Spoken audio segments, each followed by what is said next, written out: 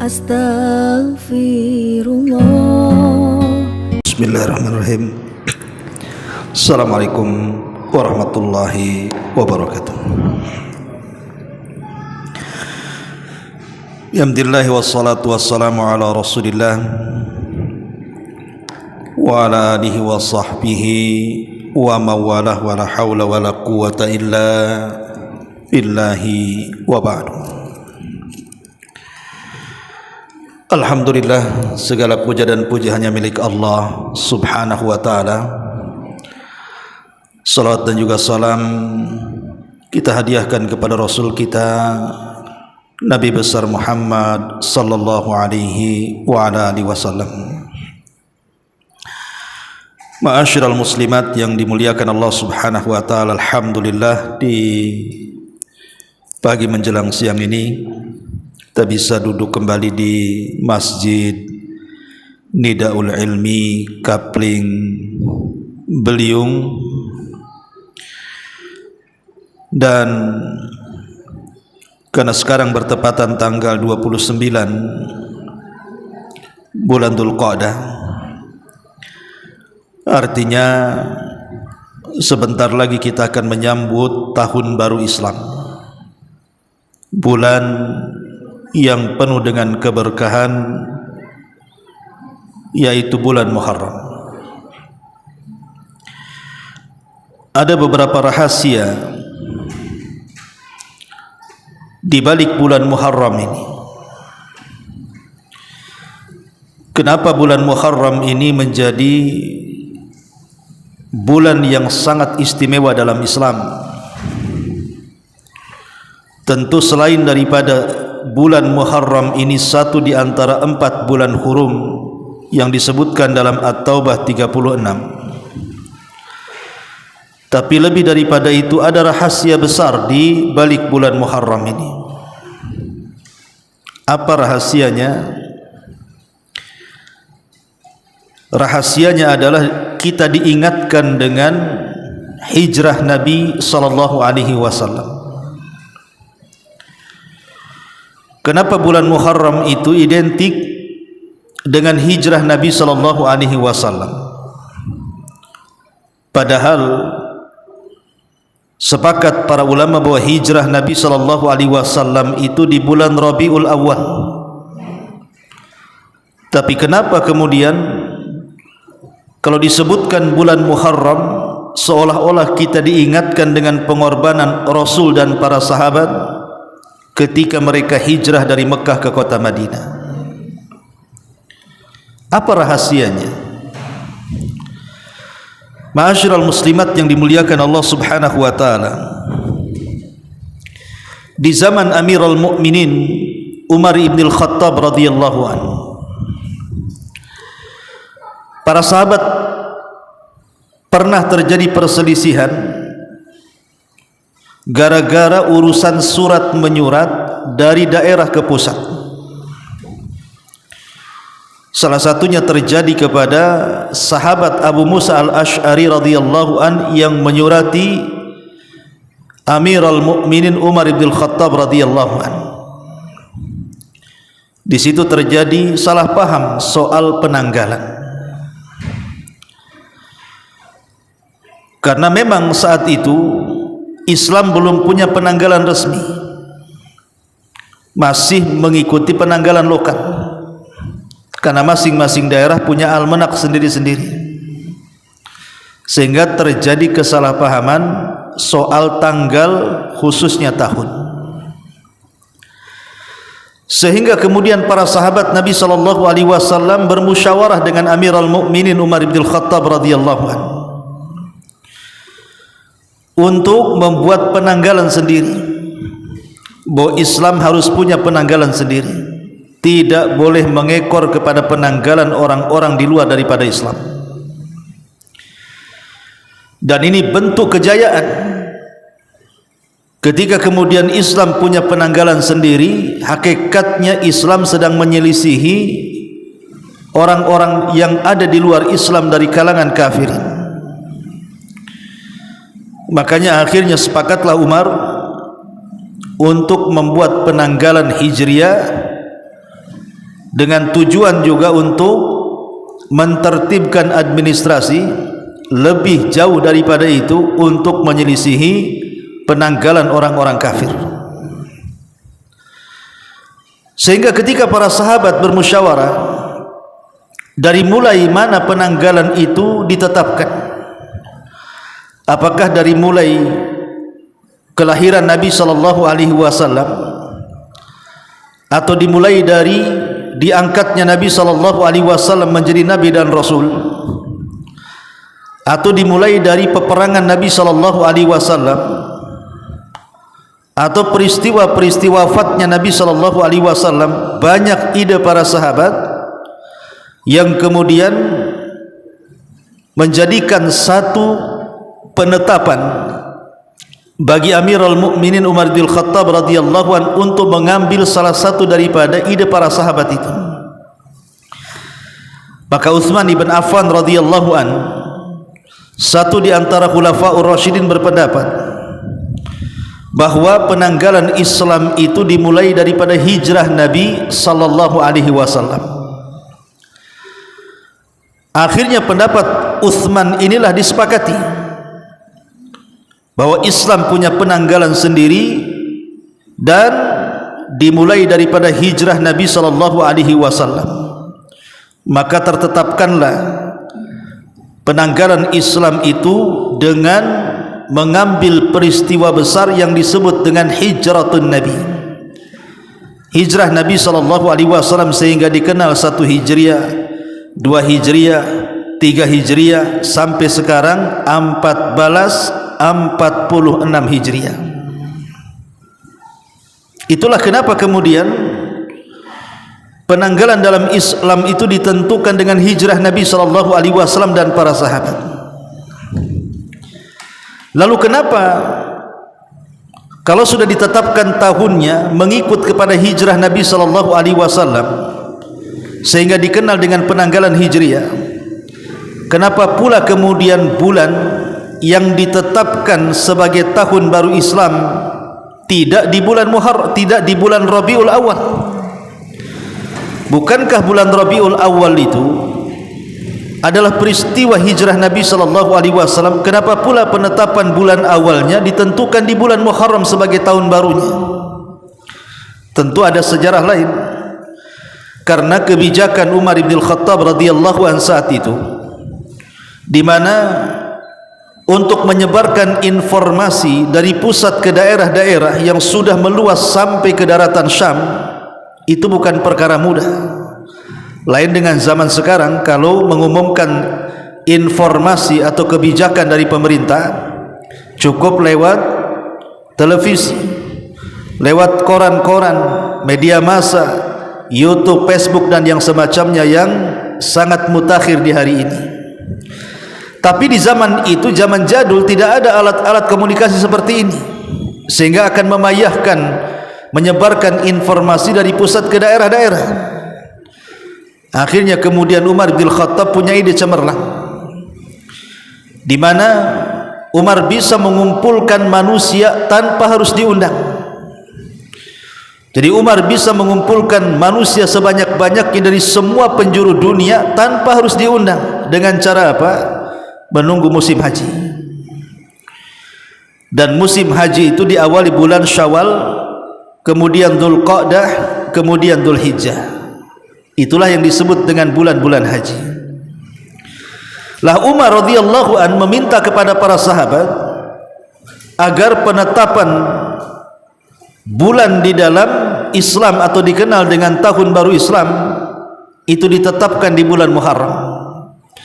Sebab jemaah haji itu berkumpul di bulan Dzulhijjah dan mereka akan pulang ke kampung-kampung mereka untuk menghabarkan keputusan pusat untuk daerahnya, dan mereka akan sampai di bulan Muharram.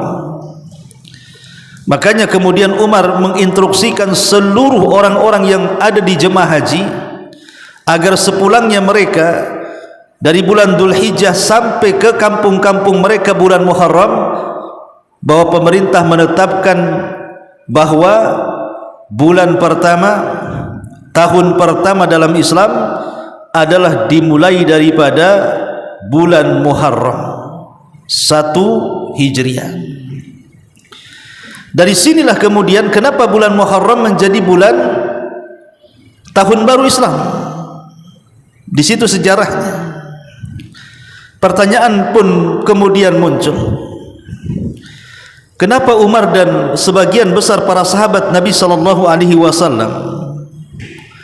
memilih penanggalan dalam Islam itu ditentukan dari mulai hijrah Nabi SAW, tidak sebagaimana orang-orang Nasrani yang mereka membuat penanggalan Masehi itu dari wafatnya Isa ibni Maryam.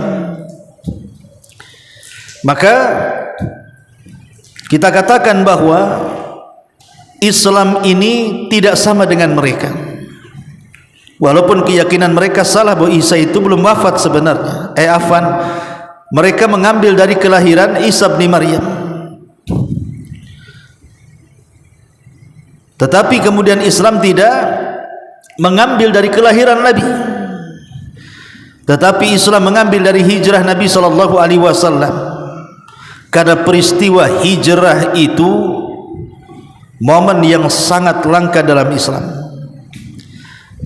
di mana dengan hijrah inilah kaum muslimin mendapatkan kemenangan yang luar biasa. Disitulah ada pengorbanan yang luar biasa dari Rasul SAW dan para sahabat. Kemudian dengan hijrah ini, sahabat yang tadinya tertindas, yang tadinya susah untuk bergerak, berdakwah dan beribadah, mereka leluasa untuk bertindak, leluasa untuk ibadah dan berdakwah, sehingga lambat laun dengan hijrah inilah cikal bakal negara Islam berdiri. Maka Nabi SAW membuat negara Islam pertama di kota Madinah berbasis kota, dan itu momen yang sangat luar biasa, tidak mungkin terjadi kecuali karena izin Allah Subhanahu wa ta'ala. Bahwa peristiwa ini merubah wajah kaum muslimin yang tadinya tertindas menjadi merdeka, yang tadinya lemah menjadi kuat, yang tadinya tidak punya wilayah sehingga memiliki satu negara berbasis kota yang disebut dengan Al-Madinah Al-Munawwarah. Dari sinilah kemudian dakwah Islam menyebar ke seantero dunia sejak zaman itu sampai hari ini. Ma'asyiral muslimat yang dimuliakan Allah Subhanahu wa ta'ala, tentu sedikit bicara tentang hijrah. Makna hijrah ini bukan hanya terfokus kepada hijrahnya Nabi SAW dari Mekah ke Madinah, karena perkara itu sudah lama terjadi dan tidak mungkin terjadi lagi.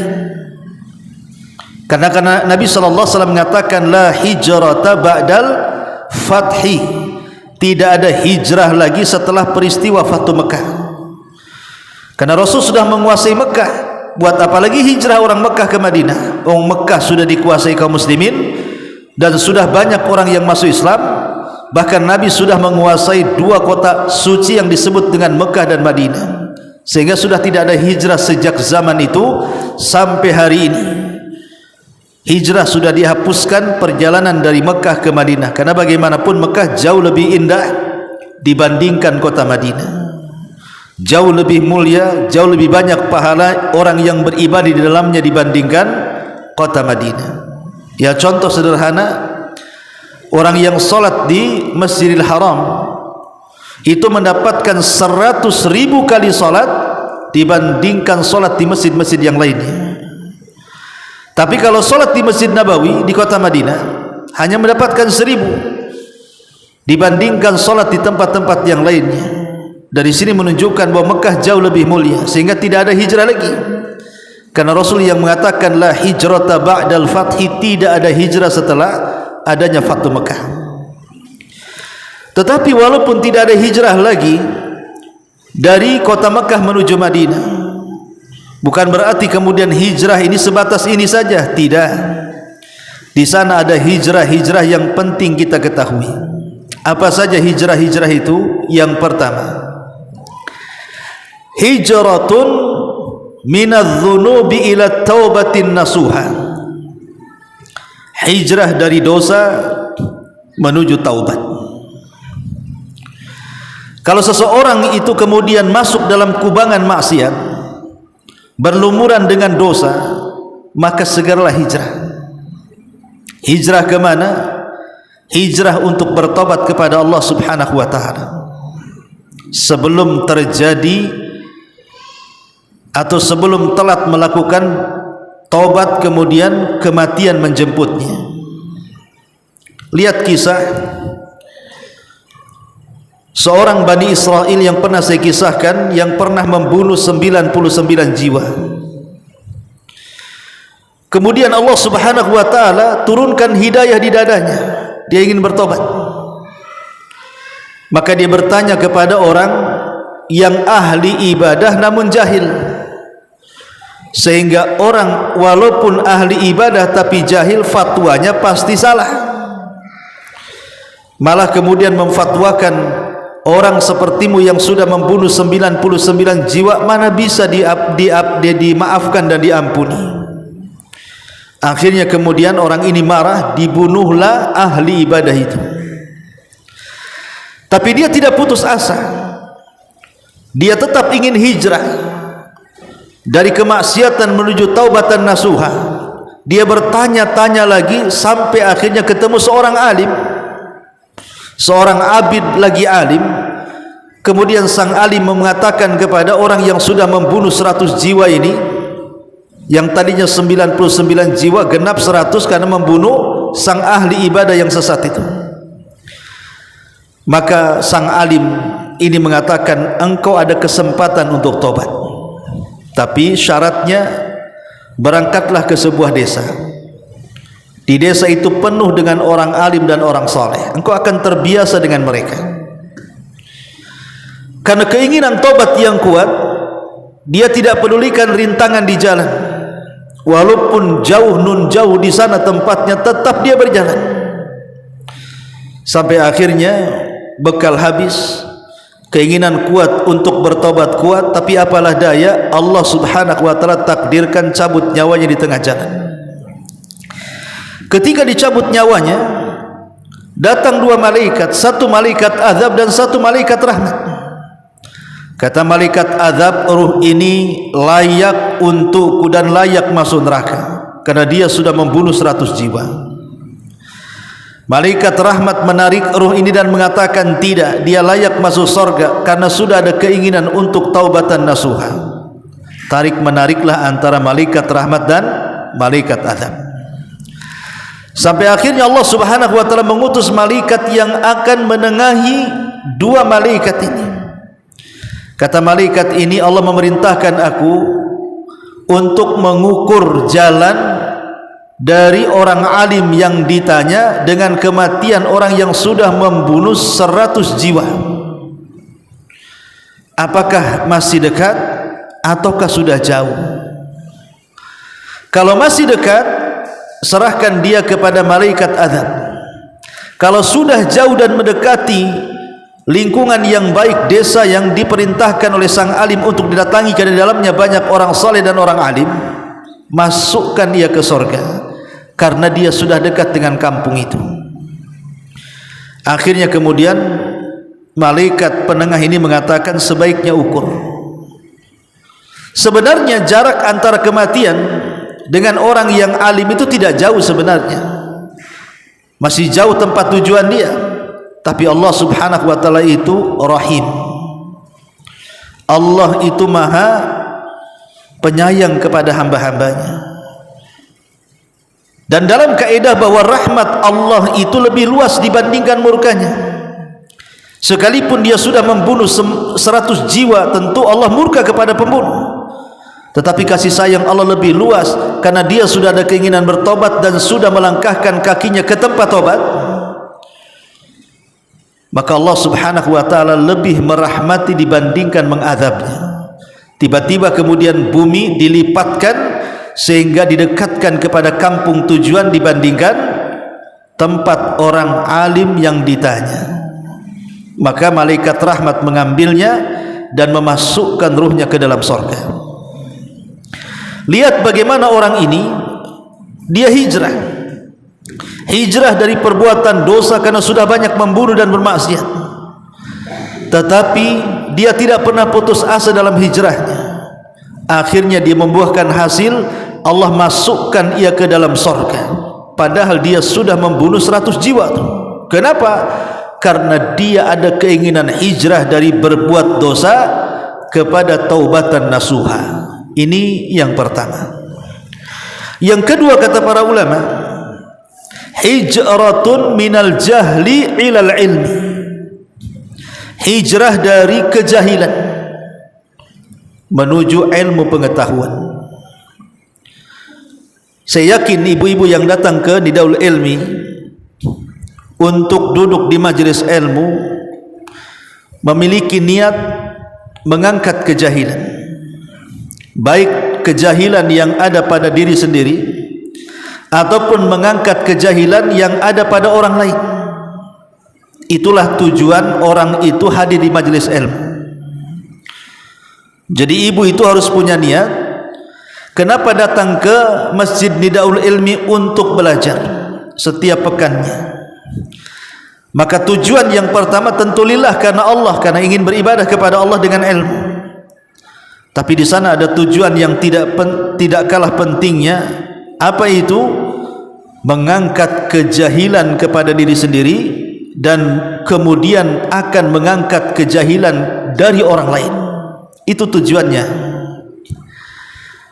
Jadi kalau ada ditanya, kenapa kamu sering hadir di majelis ilmu? Ya supaya saya tidak bodoh dan saya bisa mengangkat kebodohan orang.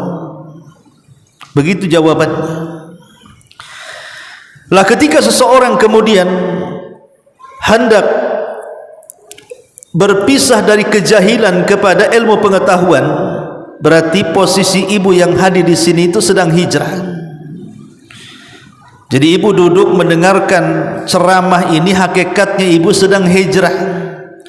Hijrah dari kejahilan, hijrah dari kebodohan menuju hijrah ke ilmu pengetahuan. Dan hijrah yang seperti ini sangat mulia. Apalagi ilmu pengetahuan yang dicari itu bukan soal dunia, tapi soal akhirat yang bisa menyelamatkan dia dunia dan akhirat, ilmu agama. Maka itu jauh lebih mulia dibandingkan hanya sekedar mencari ilmu dunia. Maka hijrah dari kebodohan ke ilmu itu sangat dianjurkan dalam Islam. Makanya ayat yang pertama kali turun kepada Nabi SAW, suratul Alaq 1-5, apa yang dikatakan Allah kepada Rasul? Iqra bismi rabbikal ladzi khalaq. Baca wahai Muhammad dengan menyebut nama Rabbmu yang Maha Pencipta. Kalimat baca dalam bentuk perintah menunjukkan bahwa wasilah mengangkat kejahilan menuju ilmu pengetahuan itu dengan cara baca. Ingat bahwa banyak membaca itu akan membuka banyak ilmu pengetahuan, baik urusan dunia atau akhirat. Tapi sedikit membaca, maka otaknya akan tertutup dengan kejahilannya.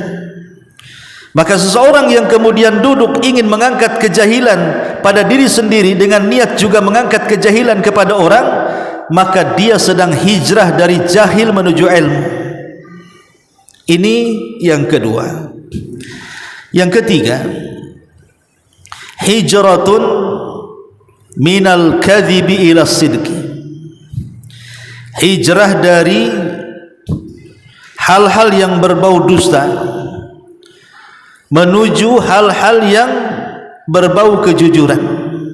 Hijrah dari dusta ke kejujuran. Kita tahu bahwa dusta itu sudah sesuatu yang biasa di masyarakat. Kalau dulu di zaman para sahabat orang takut untuk berdusta karena sama saja dengan tenggelam kepada dosa besar. Tapi di zaman sekarang yang namanya dusta itu luar biasa, sudah masuk di semua aspek kehidupan manusia. Dalam rumah tangga ada dusta, ketika bertetangga ada dusta, Ketika bermasyarakat makin banyak dusta. Di tempat pekerjaan banyak dusta, di tempat kantor banyak dusta, di pasar-pasar apalagi penuh dengan dusta. Jadi dusta ini sudah menyebar di mana-mana. Dan lawan dusta itu artinya jujur.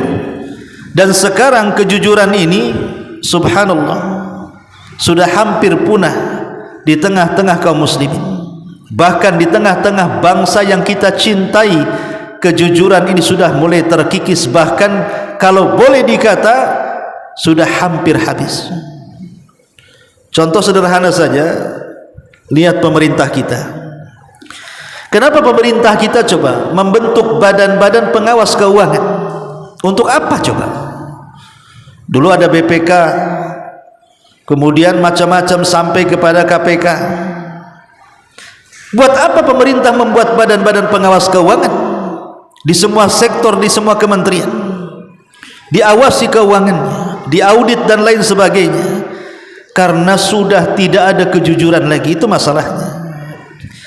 Kalau memang kejujuran ini meluas di mana-mana, tidak perlu badan-badan seperti itu.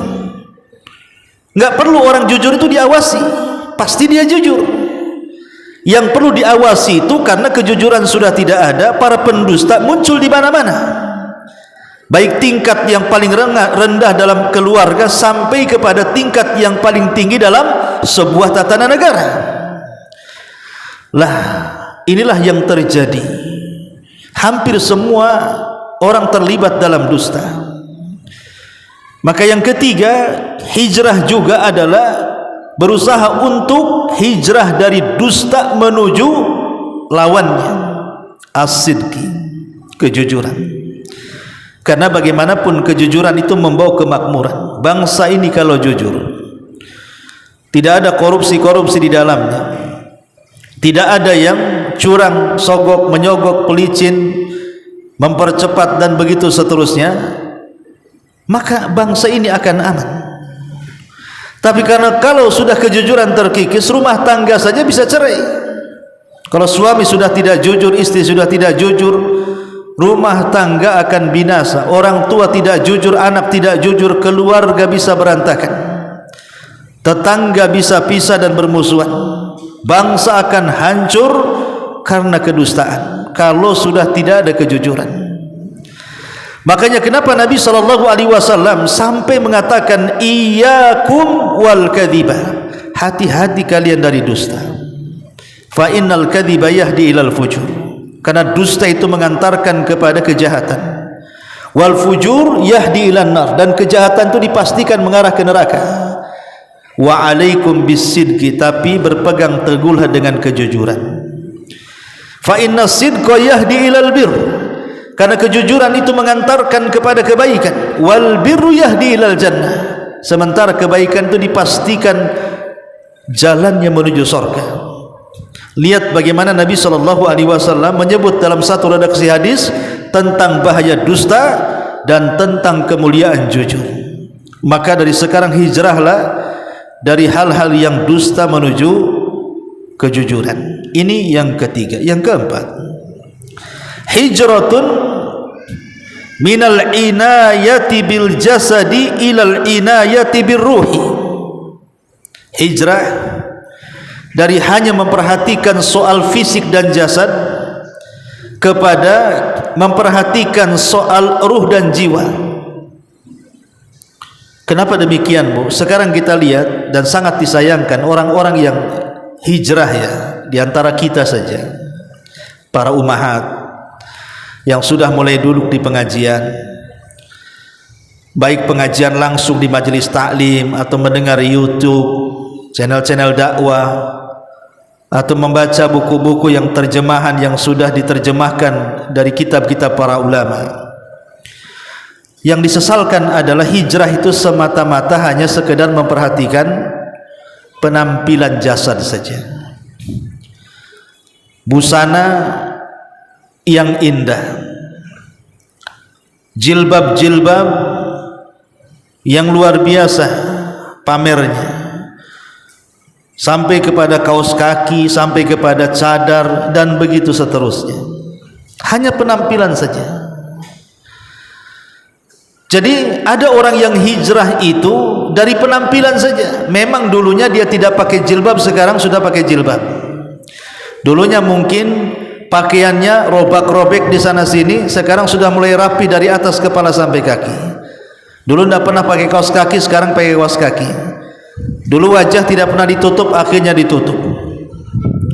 Tetapi kebiasaan-kebiasaan lama sebelum hijrah masih lengket. Suka dusta, suka gibah, mulutnya pedas gitu ya. Suka nipu, masih suka riba, suka bertengkar dengan tetangga, hasad, dengki, dendam, macam-macam masih ada. Lalu buat apa kalau seandainya hijrah itu hanya sekedar menampilkan penampilan?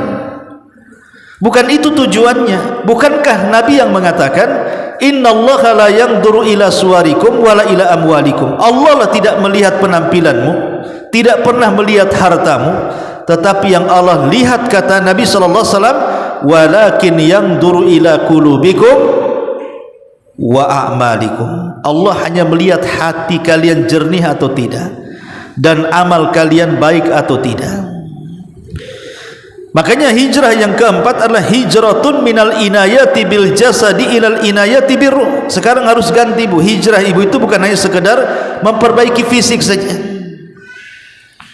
sibuk dengan pakaian, sibuk dengan mode, dengan gaya, bukan itu.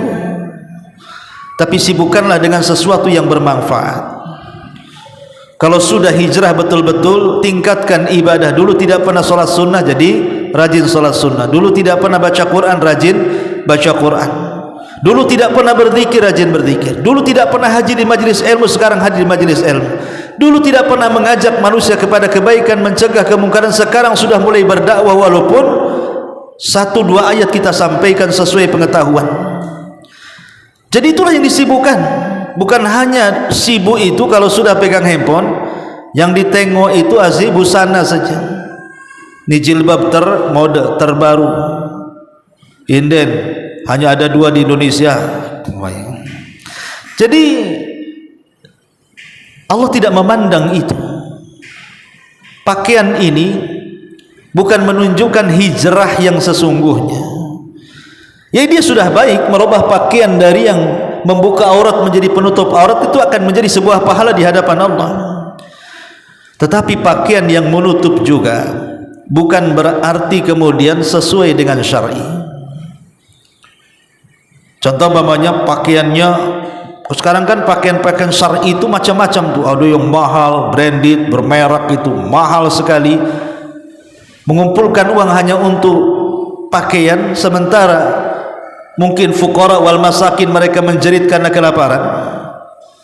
Terkadang pakaian itu juga berbangga-bangga, hanya untuk kebanggaan saja. Datang ke pengajian itu dandan dengan sangat cantik, tampil rapi, pokoknya supaya dipuji penampilannya. Bukan itu, datang ke pengajian itu untuk mencari ilmu, mengangkat kejahilan dari diri sendiri dan untuk mengangkat kejahilan dari orang. Maka ingat bahwa hijrah yang keempat, mulailah hijrah dari memperhatikan fisik dan jasad kepada memperhatikan ruh, tazkiyatun nafsi, membersihkan jiwa. Sebab kalau jiwa sudah besar, maka kalau jiwa sudah besar, sudah bersih, sudah tenang gitu kan, itu akan mempengaruhi kepada fisik kita. Kemudian yang kelima, hijratun minal khiyanati wat taqsiri fil mas'uliyati ilal amanati wa tahammul mas'uliyati. Yang kelima, hijrah dari pengkhianatan atau hijrah dari at-taqsir, memudah-mudahkan dalam tanggung jawab menuju amanah dan betul-betul tanggung jawab dalam hak-hak dan kewajiban yang harus dilakukan. Maksudnya apa di sini? Dalam hidup kita ini, Bu, kan ada namanya hak dan kewajiban. Dalam keluarga saja kan sama, ada hak dan kewajiban. Suami punya hak, istri punya hak. Orang tua punya hak, anak punya hak. Manusia punya hak kepada tetangga, tetangga pun punya hak kepada kita. Orang Islam yang tidak kenal punya hak kepada orang Islam yang lain, orang Islam yang lain pun punya hak sesama muslim kepada yang lainnya. Bahkan kepada orang kafir pun punya hak. Itulah tanggung jawab yang harus kita lakukan. Seseorang kalau sudah hijrah, yang dulunya suka melalaikan tanggung jawab, sekarang betul-betul amanah dengan tanggung jawab. Sederhananya, umpamanya ibu yang dulu belum hijrah, sama suami suka melawan, sama suami tidak pernah memberikan hak dan kewajibannya, suka menolak ajakan-ajakan yang positif dan syar'i dari suami. Mulailah merubah diri.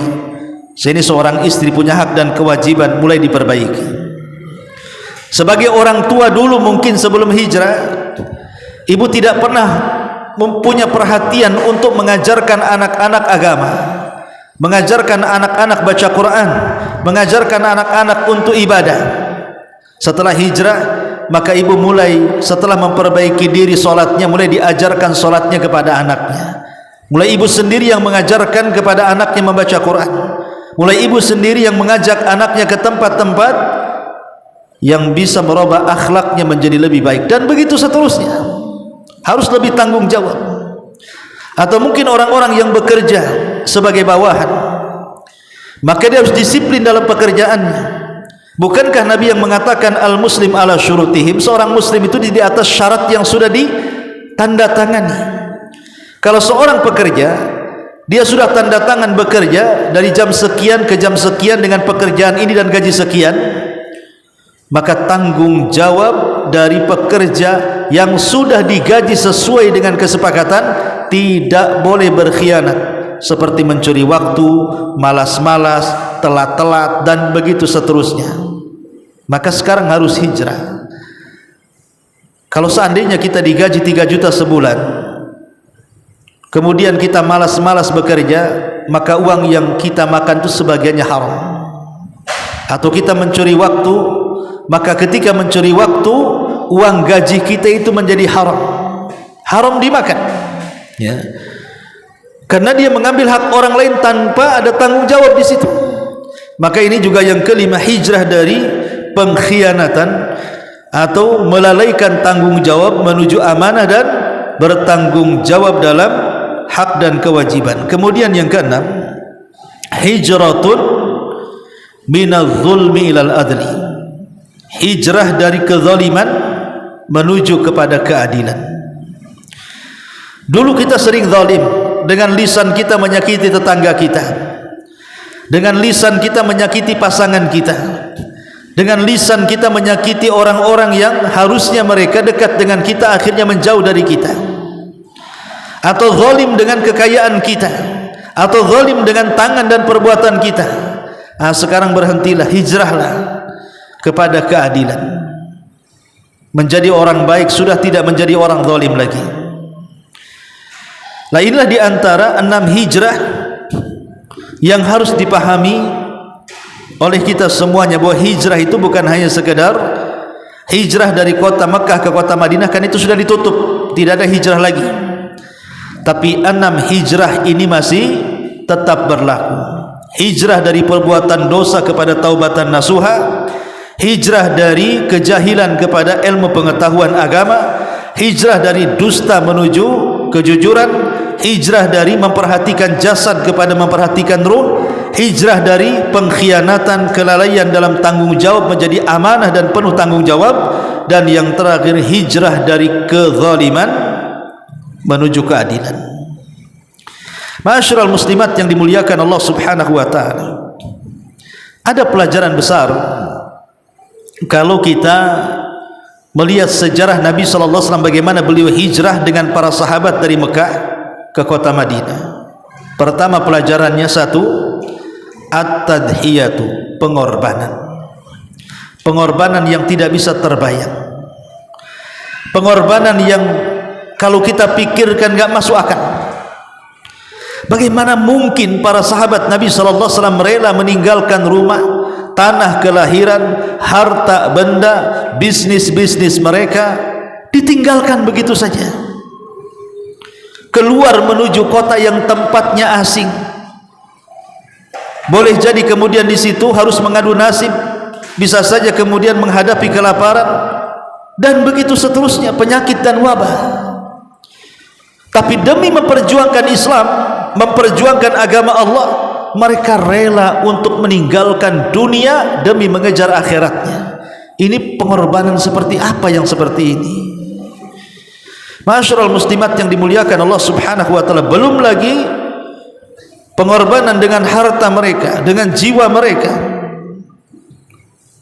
Ini yang pertama. Yang kedua, bahwa hijrah Nabi SAW dan para sahabat menuju kota Madinah itu adalah la lil ya'si, bukan karena keputusasaan yang menimpa mereka.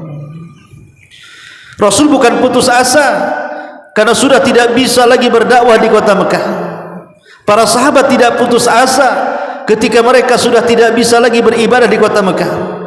Hijrah itu bukan untuk putus asa, tetapi memperbaiki keadaan. Karena Rasul tidak pernah kenal dengan putus asa, begitu juga para sahabat. Karena putus asa itu dosa besar. Tapi Nabi SAW ingin memulai dengan tujuan besar, dengan wasilah yang agung. Maka Nabi SAW mengajak para sahabat untuk meninggalkan tempat kelahirannya walaupun perit dalam hati, bukan untuk berputus asa, tapi untuk mencapai kejayaan yang sesungguhnya. Maka kita juga sama. Kalau kita hendak meraih sesuatu, umpamanya ibu ngajari anak, kok nggak bisa-bisa, jangan ibu cela, dasar anak bodoh, dasar anak haram, dasar anak budak, dasar anak apa gitu ya. Jangan dicela, tapi terus ajari. Siapa tahu kemudian ada tipe-tipe anak itu yang kalau diajari itu mungkin pelan-pelan, tapi nanti satu hari dia akan membanggakan orang tuanya. Dan begitu seterusnya. Tujuan apapun, cita-cita yang tinggi, kita tidak boleh putus asa, karena putus asa itu sama dengan berhenti di tengah jalan. Maka hijrah juga sama, mengajarkan bukan hijrah ini bukan keputusasaan. Yang ketiga, husnus suhbah.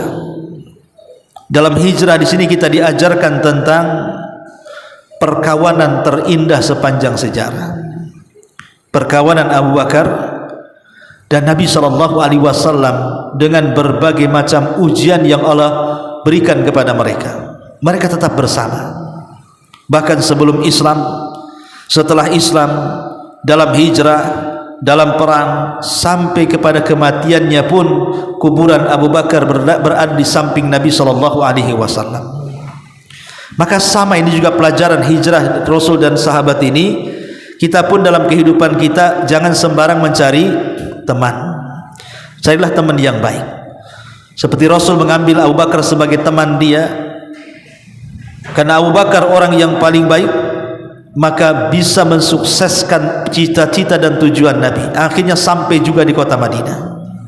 Maka sama Bu, kawan boleh banyak, tetapi yang akrab, yang bisa menolong kita, tidak semua orang dikawani. Punyalah kalau bisa itu kawan-kawan khusus yang bisa membangkitkan iman, takwa dan amal yang mengarahkan ke dalam surga Allah Subhanahu wa taala. Yang keempat, itqanu at-takhtiti wa husnu tawdhifil taqati. Bagaimana Nabi SAW menciptakan strategis yang sangat teliti, strategis yang sangat mantap, sehingga terhindar dari kejaran musuh-musuhnya. Padahal yang mengejar Rasul itu banyak sekali, bahkan boleh jadi sayembara, karena siapapun yang mendapatkan kepala Nabi itu, dia dapat upah 100 ekor unta. Kalau 2 kepala bersama Abu Bakar, berarti 200 ekor unta, kaya raya. Siapa yang tidak tergiur mendapatkan hadiah sebesar itu? Semua orang mencari Nabi. Tapi Nabi SAW itu adalah ahli strategis ulum. Sebelum dia hijrah, dia sudah dipikirkan matang-matang strategisnya supaya terhindar dari gangguan musuh-musuhnya. Maka sama kita juga, jangan suka gegabah Bu. Kalau ada keinginan, pikirkan matang-matang, atur strategis, lakukan. bertawakal kepada Allah Subhanahu wa taala. Kemudian yang kelima, as-sabatu 'alal mauqif. Istiqomahnya Rasul dan para sahabat saat hijrah Nabi sallallahu alaihi wasallam. Istiqomah. Jangan tergiur dengan dunia. Kalau sudah ingin hijrah, hijrah. Karena itu kebaikan kita dengan pencipta kita Allah Subhanahu wa taala. Karena ada orang-orang yang kemudian balik dari hijrah sebelum sampai ke kota Madinah, mereka akhirnya pulang ke kota Mekah. Apa yang terjadi? Sebagian mereka balik kepada kekufuran. Nauzubillah. Maka ibu kalau sudah hijrah ke sunnah, sudah mulai duduk di majelis ilmu, pertahankan sunnah, pertahankan tauhid, terus gali ilmu sebanyak-banyaknya. Jangan tergoyahkan lagi dengan perkara-perkara yang ada di luar sana dari syubhat dan syahwat, sehingga akhirnya yang sudah istiqomah menjadi orang-orang yang berputus asa, keluar dari manhaj yang benar, akidah yang lurus dan ajaran yang benar. Kemudian yang nomor 6, syiddatut tawakkuli 'ala Allah. Dari hijrah ini kita diajarkan kepada bagaimana kuatnya Nabi dan para sahabat bertawakal kepada Allah Subhanahu wa taala. Lihat, Rasul mengajarkan Abu Bakar tawakal saat dia di gua. Datang musuh. Kalau seandainya Abu Bakar mengeluarkan kakinya, tentu akan kelihatan dan ditangkap. Sehingga Abu Bakar was-was. Jangan-jangan mereka akan menemukan persembunyiannya dan akan membunuh dia dan Rasulullah. Tapi Rasul mengatakan, "Ma dhannuka ya Aba Bakrin bisnaini Allahu salisuhuma." Bagaimana pendapatmu ya Abu Bakar tentang dua orang, tapi sebenarnya bukan dua orang, yang ketiganya Allah Subhanahu wa taala. Jangan takut, kita bukan dua orang dalam gua ini, tapi di sana ada zat yang ketiga, Allah yang melindungi kita. Rasul mengajarkan tawakal kepada Abu Bakar. Maka sama ibu, kalau ibu ini mendapatkan ujian yang berat dari Allah, entah kesehatan, entah ekonomi, entah kenakalan anak-anak, entah bermasalah dengan tetangga, atau mungkin ibu dibuli, difitnah, disakiti dan begitu seterusnya, maka bertawakallah kepada Allah, bergantunglah kepada Allah, cari penyelesaian dari Allah Subhanahu wa taala. Kemudian yang nomor 7, ya, dari hijrah di sini, bahwa hijrah juga mengajarkan kepada kita ta'dzib wan nakal bi kulli man aman wa dakhala fil Islam. Bagaimana para sahabat itu mereka disiksa, bagaimana para sahabat itu mereka dianiaya. Siapapun yang masuk kepada agama Rasul dan agama Islam, maka tidak lepas dari penganiayaan orang-orang kafir Quraisy. Lihat Suhaib Ar-Rumi, sampai dikuras hartanya. Lihat bagaimana para sahabat, Bilal ibn Rabah, Suhaib Ar-Rumi, Zunairah, dan banyak para sahabat lainnya, mereka disiksa habis-habisan. Disuruh mereka meninggalkan agama Nabi sallallahu alaihi wasallam. Makanya terjadi peristiwa hijrah. Karena banyak para sahabat yang tidak tahan dengan ujian fisik yang diberikan oleh orang-orang Quraisy kepada kaum muslimin di zaman itu. Tapi mereka sabar. Mereka sabar dan mereka penuh dengan pahala yang membawa mereka kepada keberuntungan saat hijrah. Merubah segala sisi yang tadinya tertindas menjadi orang merdeka. Maka sama bu, ibu juga sama ketika hijrah, yang dulunya mungkin tidak ngaji sekarang ngaji, maka bersabarlah, terus bersabar, terus menuntut ilmu, terus amalkan ilmu yang kita dapatkan, dakwahkan ilmu yang kita dapatkan, dan mintalah pahala dari ilmu yang sudah ibu-ibu dapatkan. Inilah diantara hikmah di balik bulan Muharram, ada pelajaran besar dari hijrah Nabi sallallahu alaihi wa ala alihi wasallam. Baik, sampai di sini kita buat tanya jawab. Silakan kalau ada yang mau bertanya, kita buat tanya jawab.